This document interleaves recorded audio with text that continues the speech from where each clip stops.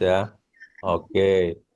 Nah ini khusus tanaman pangan aja nih. Kita coba bicara dari komoditas. Ternyata dari tanaman pangan berdasarkan Kementan itu ada 26 komoditas yang menjadi binaan tanaman pangan. Yang selama ini kan kita fokus padi, jagung, kedelai, ubi kayu, ubi jalar, kacang tanah, kacang hijau. Tapi ternyata ada ya 26. Ini yang menjadi binaan tentunya penyuluh lebih paham lah di lapangan. Ada porang, ada iles-iles, ada macam-macam gitu kan. Nah memang ini komoditas lain tersebut ya ke depan kita coba tingkatkan lah gitu kan. Ini baru tanaman pangan kemarin waktu saya rapat, belum dari horti, mungkin ada ratusan komoditas ya, itu kan. Dari situ intinya kami dari eselon 1 ke SDM, terutama ke Kapuslu, artinya memohon agar pengawalan di lapangan ya, peran penyuluh ya, bagaimana komoditas dan program-program bisa tersalurkan di lapangan melalui penyuluh. Jadi ini sebagai gambarannya, Bapak Ibu sekalian, mungkin yang penyuluh udah tahu lah apa namanya Hanjeli itu di Jawa Barat. Tapi kemarin 2025 memang fokus di padi dan alhamdulillah swasembada sudah tercapai. Nah ini Bapak Ibu sekalian, kita bicara dari program dulu ya. Jadi teman-teman penyuluh ya, mungkin ini secara nasional. Ya kita punya sasaran target-target komoditas utama ya. Tentunya ada padi, kemudian ada jagung, ada kedelai. Ini harapannya swasembada padi tetap berlanjut, kemudian swasembada jagung juga bisa, kemudian kedelai juga minimal mengurangi impor ya, kemudian juga pengembangan komoditas lain, ya ubi kayu, ubi jalar, kacang tanah, kacang hijau. Ini jadi sasaran-sasaran kegiatan komoditas ini, produksi ini nanti didukung oleh program dan kegiatan ya, di Ditjen Tanaman Pangan. Nah, ini kan. Jadi ini gambarannya Bapak Ibu sekalian kalau untuk komoditas tanaman pangan ada pembiayaan dari bantuan pemerintah khususnya adalah bantuan benih. Nah, kenapa? Karena untuk Alsintan pasca panen kan sudah beralih ke Ditjen PSP ya, kemudian pestisida juga. Jadi tanaman pangan sebagian besar untuk bantuan pemerintah adalah di pengadaan baik benih padi, jagung, ya, kedelai, dan sorghum. Di sebelah kanan ada. Jadi ada sekitar 2026 itu bantuannya 2,69 juta hektar. Ini kan kalau dari bicara luas tanam sekitar 12 atau 13 juta ya mungkin hampir 20% luas tanam nasional itu ada intervensi bantuan benih.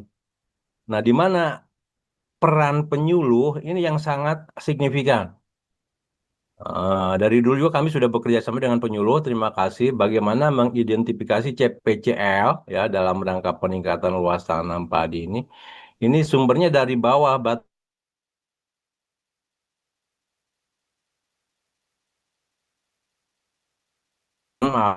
dari penyuluh diusulkan ke diri. Ini gambarannya. Bayangkan 2,69 juta hektar.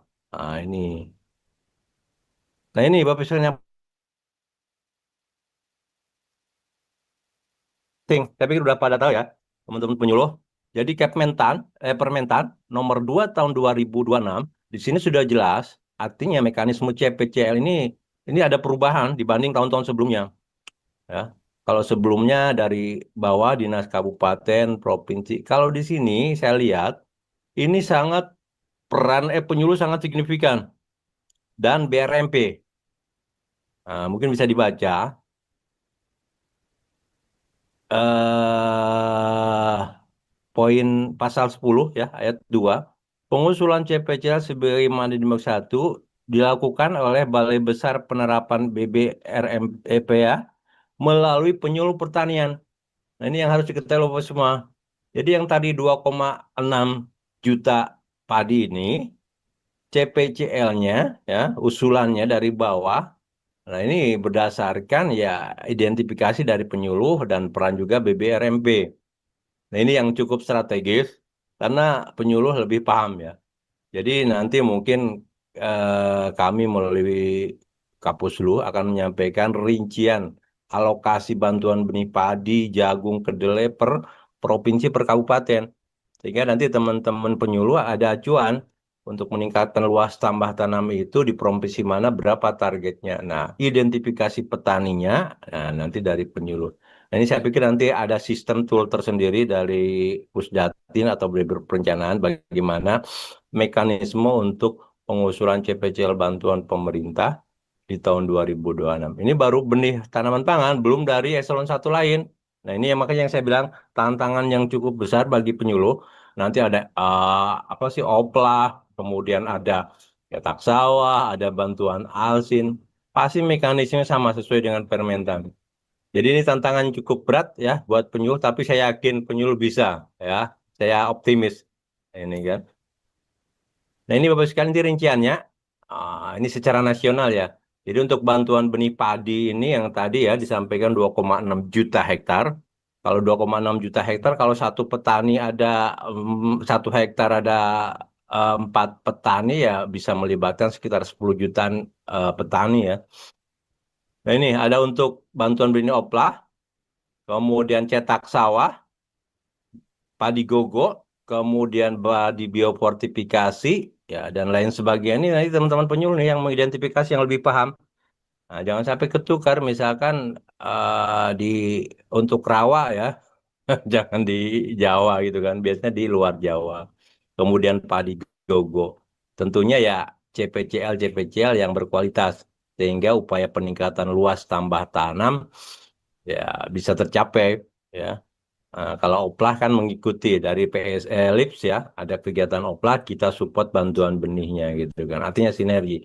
Hanya teman-teman penyuluh harus tahu semua program sampai detail, baik dari tanaman pangan, dari PSP, dari LIPS, dari Horti dan lain sebagainya. Ini tantangan semua ya. Nah ini untuk kedelai ada rinciannya nanti bisa dilihat lah ya. Nanti untuk detailnya kita koordinasi lebih lanjut. Berapa sih porsinya untuk benih kedelai, ubi jalar dan lain sebagainya. Jadi persiapkan terutama daerah-daerah kabupaten atau para penyuluh yang punya potensi di lapangan yang selama ini belum terjamah, misalkan ubi jalar. Nah, jadi identifikasi. Nah, yang penting juga teman-teman ini kemarin jadi gini ya, Bapak sekalian, kami setiap hari melakukan pendataan LTT ya dengan teman-teman dinas ya.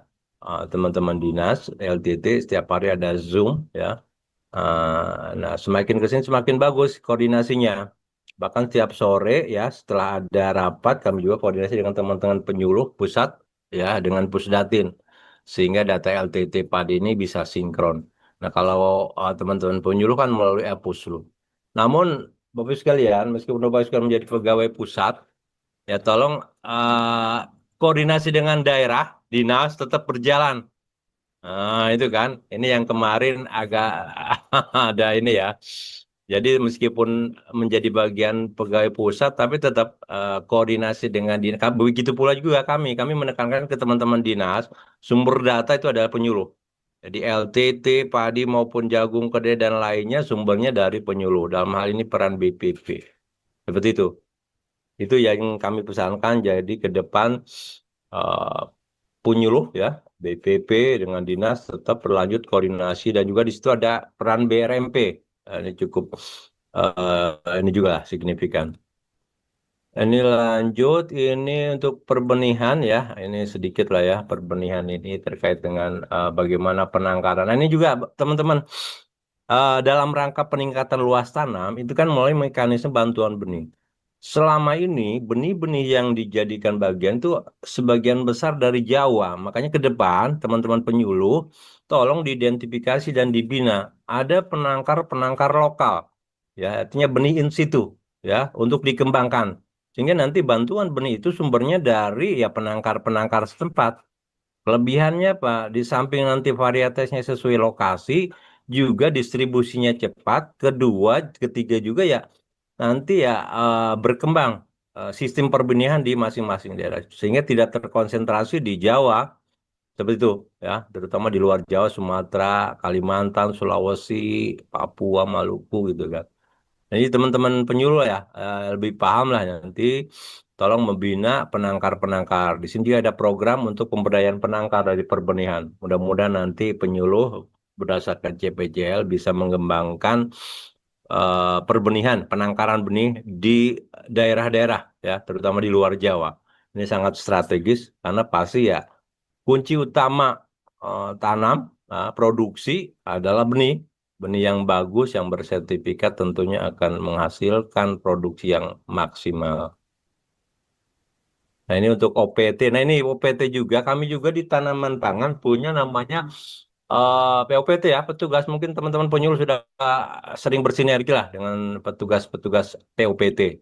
Ya, artinya terus sinergi bagaimana mengidentifikasi serangan organisme pengaruh tumbuhan, hama, orang penyakit, juga ini dampak perubahan iklim ya, baik banjir, kekeringan. Ini teman-teman PUPT tentunya terus bersinergi dengan para penyuluh sehingga nanti ketika ada bencana serangan bisa koordinasi ke kabupaten, provinsi atau pusat untuk diberikan bantuan baik berupa benih atau gerakan-gerakan pengendalian OPT. Kenapa? Karena ini OPT DP ini juga salah satu tantangan bagaimana itu akan berpengaruh terhadap produksi. Yang sekarang ada bencana, sumut, Aceh tentunya akan berdampak pada produksi ya. Terus juga hama ya, terutama di Jawa dan lain sebagainya. Sehingga nanti peran penyuluh ya dengan PUPT juga bagaimana mengidentifikasi kondisi di lapangan. Nah, kalau untuk hilirisasi, saya pikir tidak ada bantuan pemerintah. Jadi itu Bapak Ibu sekalian, teman-teman penyuluh, bagaimana upaya peningkatan luas sampah tanam melalui identifikasi bantuan pemerintah, sehingga bantuan pemerintah tepat sasaran. Kalau bisa ya jangan yang itu saja CPCL-nya, yang belum pernah lah. Nah, bagaimana kemudian yang kira-kira misalkan profitasnya rendah, nah disupport dengan bantuan benih. Nanti ada kolaborasi dengan bantuan Alsin dan lain.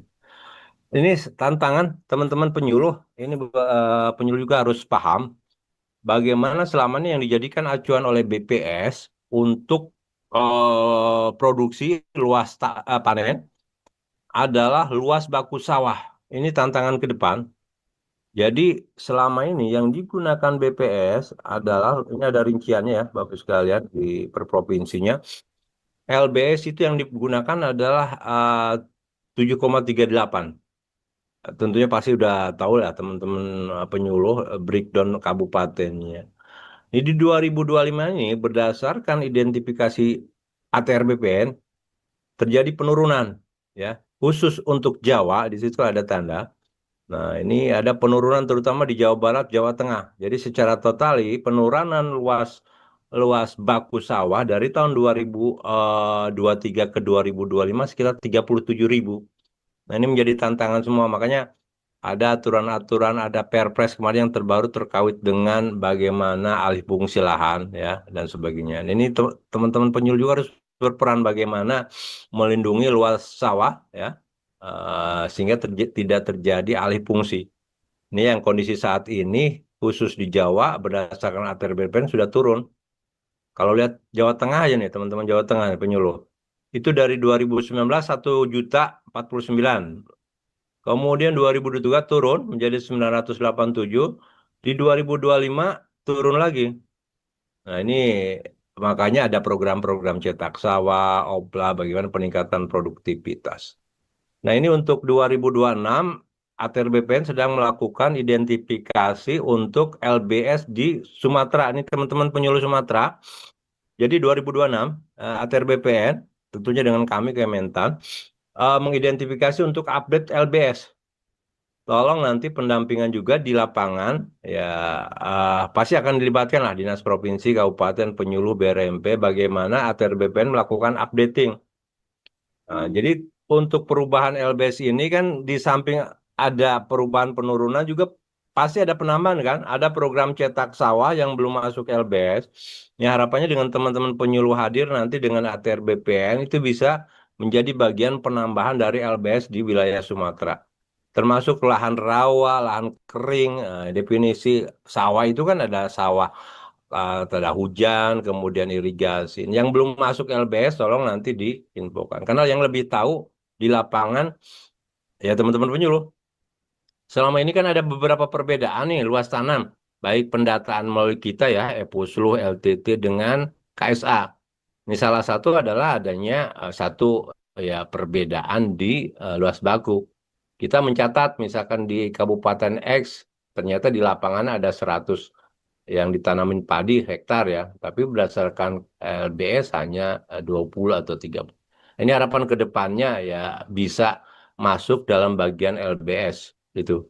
Jadi ini sekedar informasi, tapi terus terang ini penting karena akan berpengaruh ya, termasuk juga target teman-teman penyuluh ketika ada penurunan nih di salah satu kabupaten, ternyata targetnya uh, di atas atau IP-nya di atas 5 untuk dari banding LBS, ini akan menyulitkan untuk penyampaian.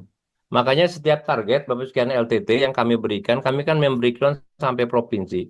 Teman-teman penyuluh dan dinas koordinasi untuk membreakdown di level kabupaten sampai kecamatan. Jangan sampai targetnya terlalu tinggi atau terlalu rendah. Karena ini salah satu kinerja untuk penyuluh sendiri. Jadi kami dari tanaman pangan, aware terbuka berdasarkan target. Kami ada target 1 tahun per bulan per provinsi. Nanti teman-teman dari daerah, kabupaten, provinsi silakan mengupdate sesuai potensi dan kondisi di lapangan.